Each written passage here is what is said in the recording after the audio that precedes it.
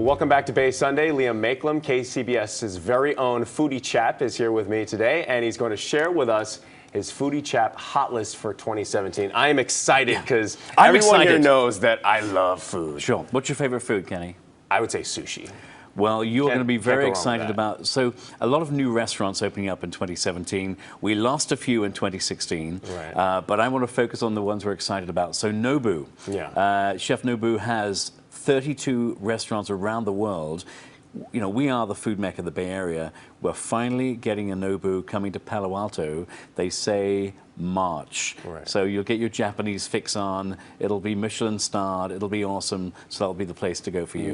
Black miso cod. Of course. Right. Yeah. I mean, you can't take that off the menu. Right. Yeah. What are some other restaurants that you're eyeing on and that it made the list? One that just opened this week. Umakasa, Portuguese restaurant in Noe Valley in San Francisco.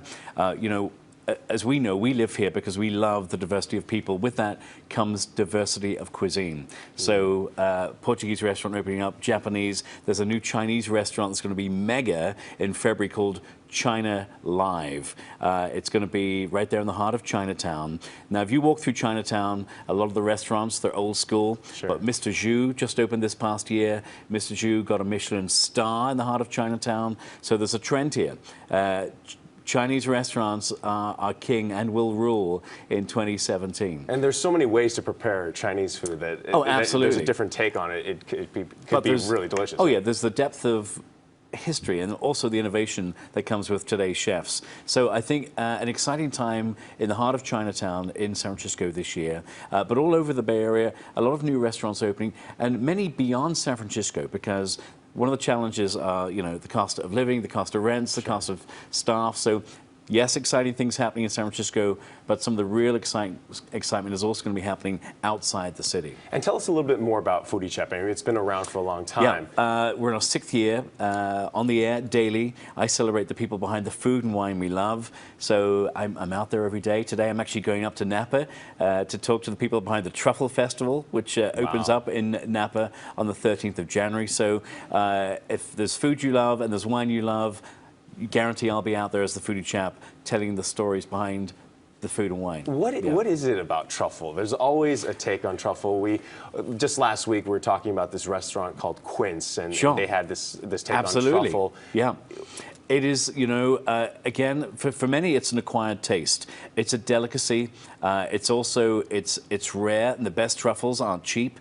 And just a little shaved truffle on a little pasta, oh my word, died and gone to heaven. There's just something about it. And there's something about the chef coming to the table and shaving that truffle over your plate. You know, if I was a really good guy, Kenny, I would have brought you some pasta and truffles this morning. So which means you're going to have me back, and I promise I'll bring you food next time. Next time I expect the truffle, a pound of it over here. Absolutely. When you go out there, does it ever get old when you're trying these new restaurants? Or it never gets old, because every single chef I interview is doing something different.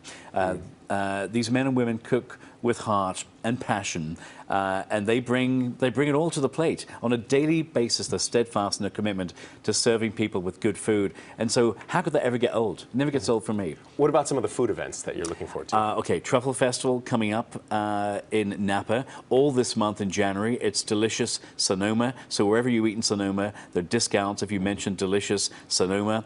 Bottle Rock Napa Valley. I'm the host of the Culinary Stage. That's coming up in May, and we have rock stars and rock star chefs. The names have not been announced yet. They will be very soon. Those are the big ones. And of course, you know, Pebble Beach Food and Wine also around the corner.